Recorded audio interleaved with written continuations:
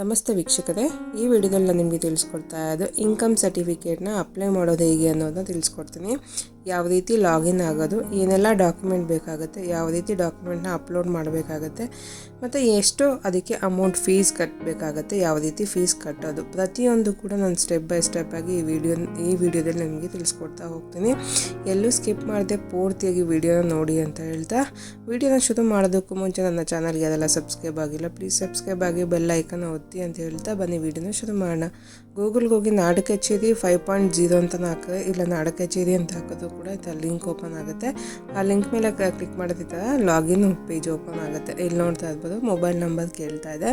ನಿಮ್ಮ ಮೊಬೈಲ್ ನಂಬರ್ನ ಹಾಕ್ಕೋಬೇಕಾಗತ್ತೆ. ಮೊಬೈಲ್ ನಂಬರ್ನ ಹಾಕ್ಕೊಂಡು ಗೆಟ್ OTP ಅಂತ ಇದೆಯಲ್ಲ, ಗೆಟ್ OTP ಮೇಲೆ ಕ್ಲಿಕ್ನ ಮಾಡಿ ಆ ನಂಬರ್ ಏನು ಎಂಟ್ರಿ ಮಾಡಿದ್ದಲ್ಲ ಆ ನಂಬರ್ಗೆ 6 ನಂಬರ್ಸ್ ಅಂತ OTP ಹೋಗಿರುತ್ತೆ. ಆ OTPನ ಇಲ್ಲಿ ಎಂಟರ್ ಮಾಡಿ ಲಾಗಿನ್ ಅಂತ ಇದೆಯಲ್ಲ, ಲಾಗಿನ್ ಮೇಲೆ ಕ್ಲಿಕ್ನ ಮಾಡಬೇಕಾಗತ್ತೆ. ಕ್ಲಿಕ್ ಮಾಡಿದ ತಕ್ಷಣ ನಿಮ್ಮ ಅಕೌಂಟ್ಗೆ ಲಾಗಿನ್ ಆಗುತ್ತೆ. ನೋಡ್ತಾ ಇರ್ಬೋದು, ಲಾಗಿನ್ ID ಇಲ್ಲಿ ಅಂತ ಅಂದ್ಬಿಟ್ಟು ನಿಮ್ಮ ಮೊಬೈಲ್ ನಂಬರ್ ತೋರಿಸುತ್ತೆ. ಆ ರೀತಿ ಬಂದು ವರ್ಷನ್ ತೋರಿಸುತ್ತೆ ಮತ್ತು ಕನ್ನಡ ಇಂಗ್ಲೀಷ್ ಲ್ಯಾಂಗ್ವೇಜು ಕೂಡ ನೀವು ಅಲ್ಲಿ ಚೇಂಜ್ ಮಾಡ್ಕೋಬೋದಾಗುತ್ತೆ.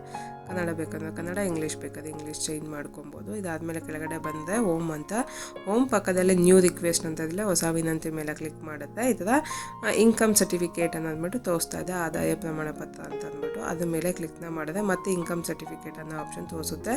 ಇನ್ಕಮ್ ಸರ್ಟಿಫಿಕೇಟ್ ಮೇಲೆ ಕ್ಲಿಕ್ನ ಮಾಡಿ. ಕ್ಲಿಕ್ ಮಾಡಿದ ತಕ್ಷಣ ನಿಮಗೆ ಎಷ್ಟು ವರ್ಕಿಂಗ್ ಡೇಸ್ ಅಂತ ತೋರಿಸ್ತಾ ಇದೆ. ವರ್ಕಿಂಗ್ ಡೇಸ್ ಮಿನಿಮಮ್ 21 ಡೇಸು ಮತ್ತು ಸರ್ವಿಸ್ ಚಾರ್ಜಸ್ ಬಂದು 40 ರೂಪಾಯಿ ಅಂತ ತೋರಿಸ್ತಾ ಇದೆ. ಸ್ಪೀಡ್ ಪೋಸ್ಟ್ಗೆ 1 ರೂಪಾಯಿ ಎಕ್ಸ್ಟ್ರಾ ಆಗುತ್ತೆ. ನೋಡೋದಲ್ಲ, ಕೆಳಗಡೆ ಡಾಕ್ಯುಮೆಂಟಲ್ಲಿ ಬಂದರೆ ration card, EPIC, salary certificate, bank statement, self declaration ಮತ್ತು ID proof, Aadhaar address proof ಇಷ್ಟು ಇದು ಬೇಕಾಗುತ್ತೆ. ಅಷ್ಟು ಏನು ಅವಶ್ಯಕತೆ ಇಲ್ಲ. ಅದಾದಮೇಲೆ ಪ್ರೊಸೀಡ್ ಅಂತ ಇದೆಯಲ್ಲ, ಪ್ರೊಸೀಡ್ ಮೇಲೆ ಕ್ಲಿಕ್ನ ಮಾಡಿ. ಇಲ್ಲಿ ಜಸ್ಟ್ ಬೇಕಾಗೋದು ರೇಷನ್ ಕಾರ್ಡು, ಆಧಾರ್ ಕಾರ್ಡ್ನ ಇದ್ದರೆ ಸಾಕು, ನಿಮಗೆ ಅಪ್ಲೈನ ಮಾಡ್ಬೋದಾಗಿರುತ್ತೆ. ಇಲ್ಲಿ ಬಂದಾಗ ಇಲ್ಲಿ ಡ್ಯೂ ಯಾವ ರೇಷನ್ ಕಾರ್ಡ್ ಅಂತ ಕೇಳುತ್ತೆ. ನೋ ಅಂತ ಕೊಟ್ಟು ಪ್ರೊಸೀಡ್ನ ಕೊಡಬೇಕಾಗತ್ತೆ. ಆಲ್ರೆಡಿ ಇವ್ರದ್ದು ಹತ್ರ ಕ್ಯಾಸ್ಟ್ ಸರ್ಟಿಫಿಕೇಟ್ ಇದೆ, ಅಂದರೆ SC ಕ್ಯಾಸ್ಟ್ ಆಗಿರೋದ್ರಿಂದ SC ಕ್ಯಾಸ್ಟ್ ಸರ್ಟಿಫಿಕೇಟು ಅವ್ರಿಗೆ ಲೈಫಲ್ಲಿ ಒಂದೇ ಟೈಮ್ ಬೇಕಾಗೋದು. ಇನ್ಕಮ್ ಮತ್ತು 5 ಇಯರ್ಸ್ಗೆ ಒಂದ್ಸಲಿ ಅಪ್ಲೈನ ಮಾಡಬೇಕಾಗತ್ತೆ. ಇವಾಗ ನೋ ಅಂತ ಕೊಟ್ಟಿದ ತಕ್ಷಣ ಇಲ್ಲಿ ಆಧಾರ್ ಕಾರ್ಡ್ ಕೇಳ್ತಾ ಇದೆ, KYCನ. ಇಲ್ಲಿ ಆಧಾರ್ ಕಾರ್ಡಲ್ಲಿ ಯಾವ ರೀತಿ ಇದೆಯೋ ಹೆಸರನ್ನ, ಅದೇ ರೀತಿ ಹೆಸರನ್ನ ಇಲ್ಲಿ ಇಂಗ್ಲೀಷಲ್ಲಿ ಕೇಳ್ತಾ ಇದೆ, ಇಂಗ್ಲೀಷಲ್ಲಿ ಟೈಪ್ನ ಮಾಡ್ಕೋಬೇಕಾಗತ್ತೆ. ಆಧಾರ್ ಕಾರ್ಡಲ್ಲಿ ಇರೋ ಥರ ಸೇಮ್ ಇಲ್ಲಿ ಇಂಗ್ಲೀಷಲ್ಲಿ ಟೈಪ್ ಮಾಡ್ಕೊಂಡಾದ್ಮೇಲೆ ಆಧಾರ್ ನಂಬರ್ ಏನಿರುತ್ತಲ್ಲ, ಆಧಾರ್ ನಂಬರ್ನ ಇಲ್ಲಿ ಕೆಳಗಡೆ ಆಧಾರ್ ನಂಬರ್ ಜಾಗದಲ್ಲಿ ಟೈಪ್ನ ಮಾಡ್ಕೋಬೇಕು. ಆಧಾರ್ ನಂಬರ್ನ ಹಾಕ್ಕೊಂಡು ಇಲ್ಲಿ ಕೆಳಗಡೆ ಇದೆಯಲ್ಲ ಚೆಕ್ ಬಾಕ್ಸ್ ಚೆಕ್ ಮೇಲೆ ಕ್ಲಿಕ್ ಮಾಡಿ ಸಬ್ಮಿಟ್ ಮೇಲೆ ಕ್ಲಿಕ್ನ ಮಾಡಬೇಕು. ಸಬ್ಮಿಟ್ ಮೇಲೆ ಕ್ಲಿಕ್ ಮಾಡಿದ ತಕ್ಷಣ ನಿಮಗೆ ಇನ್ಕಮ್ ಸರ್ಟಿಫಿಕೇಟ್ ಪೇಜ್ ಓಪನ್ ಆಗುತ್ತೆ, ಅಂದರೆ ಅಪ್ಲಿಕೇಶನ್ ಪೇಜ್ ಓಪನ್ ಆಗುತ್ತೆ. ಇಲ್ಲಿ ನೋಡ್ತದೆ ಅಪ್ಲಿಕೇಶನ್ ಡೀಟೇಲ್ಸ್ ಅಂತ ಅಂದ್ಬಿಟ್ಟು ಪರ್ಸ್ನಲ್ ಡೀಟೇಲ್ಸ್ ಅಂದ್ಬಿಟ್ಟು ಇಲ್ಲಿ ಡಿಸ್ಟ್ರಿಕ್ ಯಾವುದು, ತಾಲೂಕು ಯಾವುದು ಮತ್ತು ರೂರಲ್ಲ ಅರ್ಬನ್ಸ್ ಇರುತ್ತೆ, ಸೆಲೆಕ್ಟ್ ಮಾಡ್ಕೋಬೇಕಾಗತ್ತೆ. ಟೌನ್ಸ್ ಸೆಲೆಕ್ಟ್ ಮಾಡ್ಕೋಬೇಕು.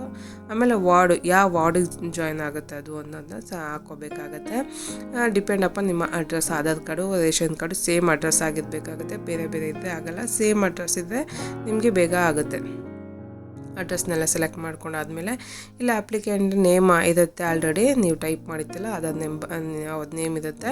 ಇಲ್ಲಿ ಸೆಲೆಕ್ಟಲ್ಲಿ ನೀವು ಶ್ರೀನ ಏನು ಅಂತ ಹಾಕ್ಕೋಬೇಕಾಗತ್ತೆ, ಅಂದರೆ ಕುಮಾರಿನ, ಶ್ರೀನ, ಶ್ರೀಮತಿನ, ಮಿಸ್ಟರ, ಮಿಸ್ಸಸ್ ಹಾಕ್ಕೊಬೇಕಾಗತ್ತೆ. ಹಾಕ್ಕೊಂಡು ಸೆಲೆಕ್ಟ್ ಮಾಡ್ಕೊಂಡಾದ್ಮೇಲೆ ಕೆಳಗಡೆ ಇಲ್ಲಿ ನೆಕ್ಸ್ಟ್ ಫಾದರ್ಗೆ ಡಾಟರ್ ಆಫ್ ವೈಫ್ ಆಫ್ ಕೇಳುತ್ತೆ, ಅದನ್ನ ಹಾಕ್ಕೊಂಡು ಅವ್ರ ಹೆಸರನ್ನ ಹಾಕ್ಕೋಬೇಕಾಗತ್ತೆ.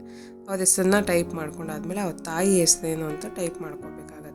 ತಾಯಿ ಹೆಸರನ್ನ ಹಾಕ್ಕೊಳ್ಳೇಬೇಕು. ಅದಾದಮೇಲೆ ಇಲ್ಲಿ ಅಡ್ರೆಸ್, ಏನೇ ಅಡ್ರೆಸ್ ನಿಮ್ಮ ಆಧಾರ್ ಕಾರ್ಡಲ್ಲಿ ಏನು ಅಡ್ರೆಸ್ ಇರುತ್ತಲ್ಲ ಆ ಅಡ್ರೆಸ್ಸನ್ನು ಸೇಮ್ ಇರಬೇಕು. ರೇಷನ್ ಕಾರ್ಡು ಮತ್ತು ನಿಮ್ಮ ಆಧಾರ್ ಕಾರ್ಡ್ ಎರಡಿದ್ದರೆ ಸಾಕಾಗುತ್ತೆ. ಇದಕ್ಕೆ ಏನು ಡಾಕ್ಯುಮೆಂಟ್ ಬೇಕಾಗಿರೋದಿಲ್ಲ. ಅದರಲ್ಲಿ ಸೇಮ್ ಅಡ್ರೆಸ್ ಇರೋದನ್ನ ಇಲ್ಲಿ ನೀಟಾಗಿ ಟೈಪ್ನ ಮಾಡ್ಕೋಬೇಕಾಗತ್ತೆ. ನಾನು ಇಂಗ್ಲೀಷ್ ವರ್ಷನ್ ತೊಗೊಳ್ತಾ ಇರೋದ್ರಿಂದ ನಾನೇನು ಕನ್ನಡ ತೊಗೊಂಡಿಲ್ಲ, ಇಂಗ್ಲೀಷಲ್ಲಿ ಆರಾಮಾಗಿ ನಾನು ಟೈಪ್ ಮಾಡ್ಕೊಂಡು ಹೋಗ್ತಾಯಿದ್ದೀನಿ. ನೋಡೋದಲ್ಲ, ಇಲ್ಲಿ ಫುಲ್ ಅಡ್ರೆಸ್ನ ಹಾಕ್ಕೊಂಡು ಪಿನ್ ಕೋಡ್ ಅಂತ ಕೇಳ್ತಾ ಇದೆ, ಪಿನ್ ಕೋಡ್ನ ಹಾಕ್ಕೋಬೇಕಾಗತ್ತೆ. ನೆಕ್ಸ್ಟ್ ಪಿನ್ ಕೋಡ್ನ ಹಾಕ್ಕೊಂಡು ಫೋನ್ ನಂಬರ್ ಆಲ್ರೆಡಿ ಅಲ್ಲಿ ಮೊಬೈಲ್ ನಂಬರ್ ಎಂಟರ್ ಆಗಿದೆ, ಲಾಗಿನ್ ಆಗಿದ್ದ ನಂಬರೇನೆ. ಇಲ್ಲಿ ಸೆಂಡ್ OTP ಅನ್ನೋ ಜಾಗ ನೋಡ್ತಾ ಇರ್ಬೋದು, ಸೆಂಡ್ OTP ಅಂತ ತೋರಿಸ್ತಾ ಇದೆ. ಸೆಂಡ್ OTP ಮೇಲೆ ಕ್ಲಿಕ್ನ ಮಾಡಬೇಕಾಗತ್ತೆ. ಕ್ಲಿಕ್ ಮಾಡಿದ್ರೆ ನಿಮಗೆ ಏನು ಮೊಬೈಲ್ ನಂಬರ್ ಅಲ್ಲಿ ಕಾಣ್ತಿದ್ದಿಲ್ಲ, ಏನು ಎಂಟರ್ ಮಾಡಿದ್ದಿಲ್ಲ ಆ ಮೊಬೈಲ್ ನಂಬರ್ಗೆ ಒಂದು ಒ ಟಿ ಪಿ ಹೋಗುತ್ತೆ 6 ನಂಬರ್ಸ್ ಅಂತ ಒ ಟಿ ಪಿ. ಆ ಒ ಟಿ ಪಿನ ಇಲ್ಲಿ ವೆರಿಫೈ ಚೆಕ್ ಬಾಕ್ಸಲ್ಲಿ ಹಾಕಬೇಕಾಗುತ್ತೆ. ಒ ಟಿ ಪಿನ ಎಂಟರ್ ಮಾಡಿಕೊಂಡು ಇಲ್ಲಿ ವೆರಿಫೈ ಅಂತ ಇದೆಯಲ್ಲ, ವೆರಿಫೈ ಮೇಲೆ ಕ್ಲಿಕ್ನ ಮಾಡಬೇಕಾಗತ್ತೆ. ವೆರಿಫೈ ಮೇಲೆ ಕ್ಲಿಕ್ ಮಾಡಿದ ತಕ್ಷಣ ನಿಮ್ಮ ಒ ಟಿ ಪಿ ವೆರಿಫೈ ಆಗುತ್ತೆ, ಸಕ್ಸಸ್ಫುಲ್ಲಾಗಿ ವೆರಿಫೈ ಆಗುತ್ತೆ. ಇವಾಗ ಇಮೇಲ್ ಐ ಡಿನ ಹಾಕ್ಕೋಬೇಕಾಗತ್ತೆ. ನಿಮ್ಮ ಇಮೇಲ್ ಐ ಡಿನ ಇಲ್ಲೇ ಹಾಕ್ಕೋಬೇಕು. ಇಮೇಲ್ ಐ ಡಿನ ಎಂಟರ್ ಮಾಡಿಕೊಂಡು ಮತ್ತೆ ಸೆಂಡ್ ಒ ಟಿ ಪಿ ಅಂತ ನೋಡ್ತಾ ಇದ್ದಲ್ಲ, ಇಮೇಲ್ ಐ ಡಿಗೆ ಒಂದು ಒ ಟಿ ಪಿ ಹೋಗಿರುತ್ತೆ. ಆ ಒ ಟಿ ಪಿನ ಕೂಡ ಎಂಟರ್ ಮಾಡಬೇಕಾಗತ್ತೆ. ಸೆಂಡ್ ಒ ಟಿ ಪಿ ಅಂತ ಕೊಡಿ. ಸೆಂಡ್ ಒ ಟಿ ಪಿ ಅಂತ ಕೊಟ್ಟಿದ ತಕ್ಷಣ ಒಂದು ಒ ಟಿ ಪಿ ನಿಮ್ಮ ಇಮೇಲ್ ಐ ಡಿಗೆ ಬಂದಿರುತ್ತೆ.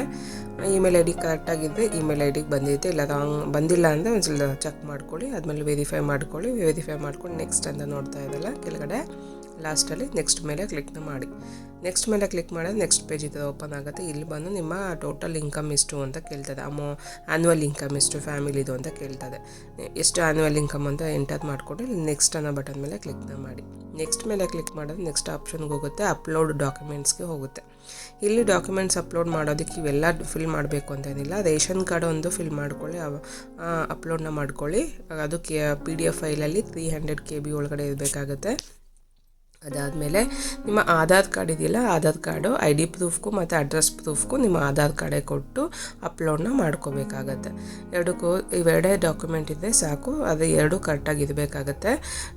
ಅದೆಲ್ಲ ಅಪ್ಲೋಡ್ನ ಮಾಡಿಕೊಂಡು ಪಿ ಡಿ ಎಫ್ ಫೈಲಲ್ಲಿ ಸಬ್ಮಿಟ್ ಅಂತ ಇದೆಯಲ್ಲ, ಸಬ್ಮಿಟ್ ಮೇಲೆ ಕ್ಲಿಕ್ನ ಮಾಡಿ.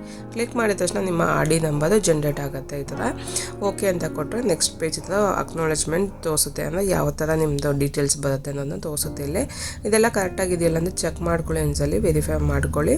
ಇದೆಲ್ಲ ಕರೆಕ್ಟಾಗಿದೆ ವೆರಿಫೈ ಮಾಡಿಕೊಂಡು ಮೇಲೆ ಸೈನ್ ಅಂತ ತೋರಿಸ್ತಾ ಇದೆ, ಪ್ರೊಸೀಡ್ ಫಾರ್ ಇ ಸೈನ್ ಅಂತ. ಇಲ್ಲಿ ನೋಡೋದಲ್ಲ, proceed for to e sign ಅಂತ ಅದ್ರ ಮೇಲೆ ಕ್ಲಿಕ್ ಮಾಡಿದ್ರೆ ನೆಕ್ಸ್ಟ್ ನಿಮಗೆ ಆಧಾರ್ ಕಾರ್ಡ್ ಅಥೆಂಟಿಕೇಷನ್ ಕೇಳುತ್ತೆ. ಆಧಾರ್ ಕಾರ್ಡ್ ಅಥೆಂಟಿಕೇಷನ್ ಪೇಜ್ಗೆ ಹೋಗುತ್ತೆ.